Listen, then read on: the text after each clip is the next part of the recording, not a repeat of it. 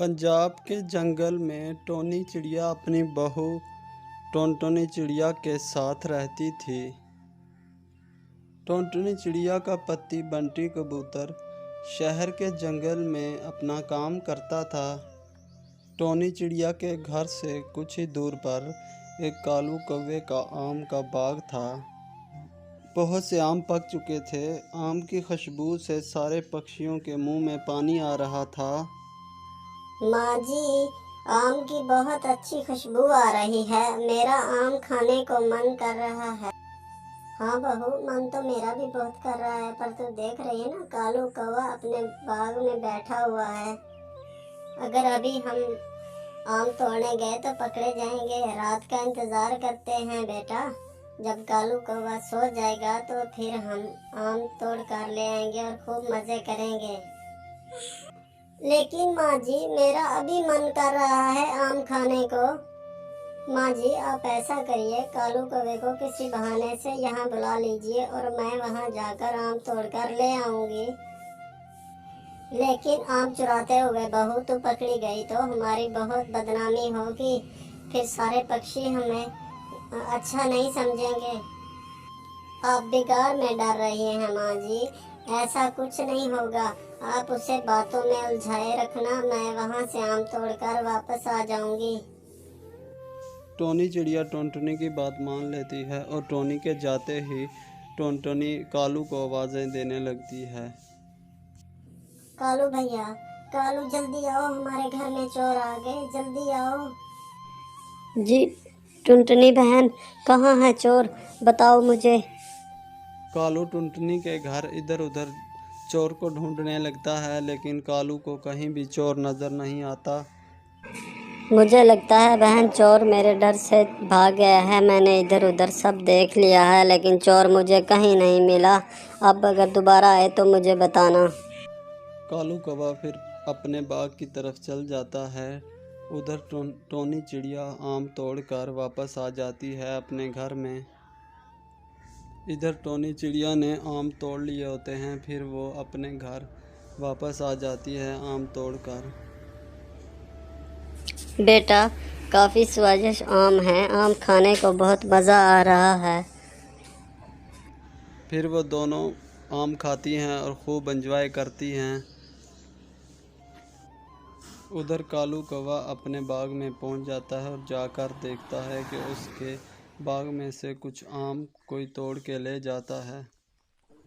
मुझे लगता है मेरे आम कोई तोड़ के चला गया है। अब मुझे रात को छुपना पड़ेगा। कौन मेरे आम तोड़ रहा है, मैं उसको पकड़ूंगा। टुनटुनी बहुत ही गरीब चिड़िया थी। किराया न देने के कारण घर का मालिक उसे घर से निकाल देता है। जी टुनटुनी, आज आखिरी डेट है, तुमने किराया नहीं दिया।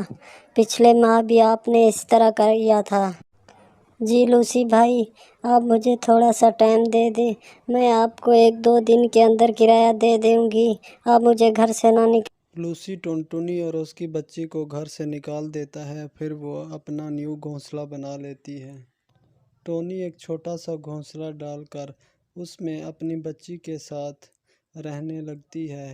एक दिन उसकी बच्ची टोनी को कहती है, माँ, मुझे बहुत ज़ोर की भूख लग रही है। सुबह से तुमने मुझे कुछ खाने को नहीं दिया। मैंने आज भोजन भी नहीं किया। अब क्या करना है, कहाँ से भोजन करूँगी मैं, मुझे बहुत भूख लगी है। बेटा, घर में खाने के लिए कुछ भी नहीं है, एक दाना तक नहीं है। मैं तुझे कहाँ से खाना दूँ। रुक, मैं पड़ोसन से जाके पूछती हूँ, उससे भोजन लेकर आती हूँ, आपको भोजन करवाती हूँ। टोनी फिर अपनी पड़ोसन के घर जाती है भोजन लेने के लिए। मेरी बेटी भूखी है बहन, अगर तुम्हारे पास कुछ भोजन है तो मुझे दे दो। मेरी बेटी को बहुत भूख लगी है, हमारे पास कुछ भी खाने के लिए नहीं है। तुम यहाँ भीख मांगने आई हो, मेरे पास कुछ भी नहीं है आपको भीख देने के लिए। जाओ अपना जाकर काम करो, मुझे तंग मत करो। तुम भरी जवानी में अपने पति को खा गई हो, तुम्हारी तो परछाई भी किसी पर ना पड़े। चलो मेरे घर के दरवाजे से निकल जाओ, मेरे पास कुछ नहीं है आपको देने के लिए। बहन, मेरे साथ ऐसा बर्ताव मत करो। मेरा इसमें क्या कसूर है? ये सब भगवान का किया हुआ है। मेरे पति आज होते तो मैं आपके घर नहीं आती। भूखे को खाना खिलाना तो पुण्य का काम होता है। मुझे ऐसा पुण्य नहीं चाहिए। जल्दी हटो मेरे दरवाजे से, मुझे बहुत सारे काम करने हैं। बहन लाओ, मैं तुम्हारा काम कर देती हूँ, लेकिन मुझे कुछ खाने को दे दो मेरी बच्ची के लिए। मेरी बच्ची भूखी है। टोनी दुखी मन से घर वापस लौट आती है। बेटा, इस जमाने में गरीबों की मदद कोई नहीं करता। चल, मैं तुझे लेकर जंगल में चलती हूँ, वहीं कुछ खाने को शायद मिल जाए। अगर आज तेरे पापा जिंदा होते तो आज तेरी हालत ऐसी न... टुनटुनी अपनी बच्ची को लेकर रोती हुई सीधे जंगल में जाती है। वहाँ एक साधु बैठा था। माहर माँ जी, मेरी मदद कीजिए। मेरी बच्ची भूखी है, इसे भोजन चाहिए, कुछ कीजिए। मैं बहुत गरीब हूँ और बहुत दुखी भी हूँ। घर में खाने पीने के लिए कुछ नहीं है। मेरी मदद कीजिए माहर माँ जी। माहर माँ जी, मेरा घोंसला भी टूटा फूटा है, मेरी मदद कीजिए। माहर माँ जी फिर टुनटुनी चिड़िया की मदद करता है। जाओ, तुम अपनी बच्ची को लेकर चली जाओ। तुम्हारे घर के सामने एक बहुत बड़ा दरख्त मैंने उगा दिया है। वहाँ बहुत सारे फल हैं। वो फल बेचकर तुम अपनी बच्ची का गुजारा करो। जाओ अब तुम। माहर माँ जी की बात सुनकर टुनटुनी अपनी बच्ची को लेकर अपने घोंसले की तरफ चली जाती है। वहाँ जाकर देखती है एक बहुत बड़ा दरख्त है। बेटा, माहर माँ जी ने सच कहा था। देखो कितना बड़ा किन्नू का दरख्त है। अब हमें काफ़ी फ़ायदा होगा। ये फल हम जाके बेचकर अच्छा खासा मुनाफा... जी माँ, बिल्कुल। माहर माँ की कृपा से ये हमें काफ़ी फ़ायदा हुआ है। इससे हम काफ़ी मुनाफा कमाएंगे। ये फल हम पक्षियों को जाकर बेचा करेंगे। माँ जी, अब हमारा घर भी अच्छा हो गया है। हम काफ़ी पैसे वाले हो गए हैं। हमें अब भोजन की कोई ज़रूरत नहीं पड़ती किसी से मांगने की। अब मैं पेट भर के भोजन करती हूँ। भगवान का शुक्र। बेटा, कहाँ चली गई हो? अभी तक आप चाय बनाकर नहीं लेकर आई। मेरे लिए चाय बनाने गई हो, कहाँ चली गई हो?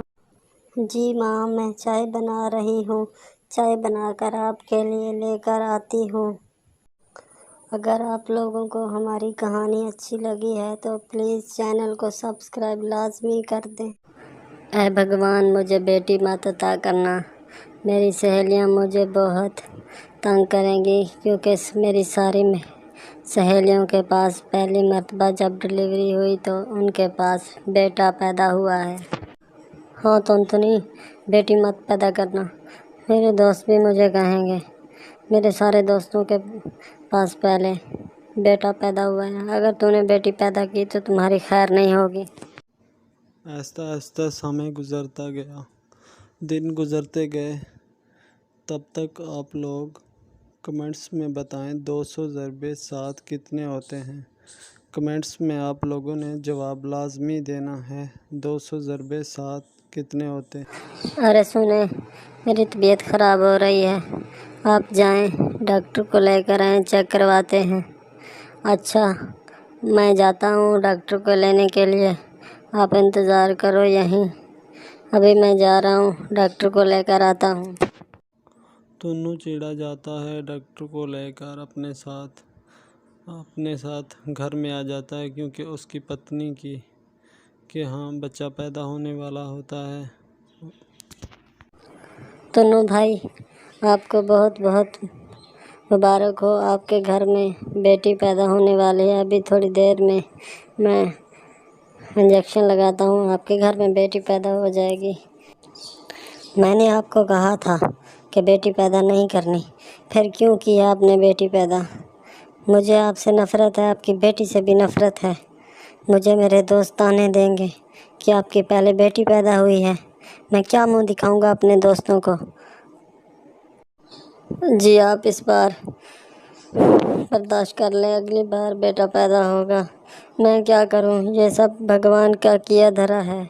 आप भगवान से जाके कहें, मेरा इसमें क्या है। माँ, बाबा मुझसे बहुत नफ़रत करते हैं। मैं क्या करूं, मुझे बहुत डांटते हैं। जी सुने, भगवान ने हमें बेटी दी है, आप बेटी से इतनी नफ़रत क्यों करते हैं? आप उसे क्यों डांटते हैं? आज वो रो रही थी, मेरे पास आई तो वो कह रही थी कि बाबा मुझसे बहुत नफ़रत करते हैं। बेटी का क्या कसूर है, आप मुझे बताएं। मैं आपकी बेटी को गले नहीं लगाऊंगा। मैं क्या करूं? मैं जब बाहर जाता हूं तो मेरे दोस्त मुझे कहते हैं कि आपके यहाँ पहले बेटी पैदा हुई है। हालांकि मेरे सारे दोस्तों के यहाँ पहले बेटा पैदा हुआ।